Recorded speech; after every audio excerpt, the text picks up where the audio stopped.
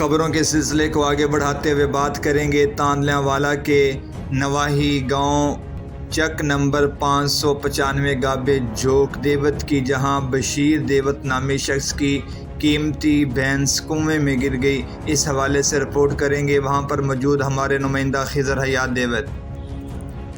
جی، دن ہو یا رات، آندھی ہو یا طوفان، زلزلہ ہو یا آگ، سانحہ ہو یا حادثہ، ریسکیو 1112 تاندلیاں والا ہر دم تیار۔ ریسکیو 1112 جہاں انسانیت کی خدمت کے جذبے سے سرشار ہے، وہیں پر جانوروں کی خدمت میں بھی پیش ہے۔ چک 595 گاہ پہ جھوک دیوت میں بشیر نامی شخص کی قیمتی بھینس ٹیوب ویل کے 30 فٹ گہرے کنویں میں گر گئی، جس کی اطلاع 1112 تاندلیاں والا کو دی گئی۔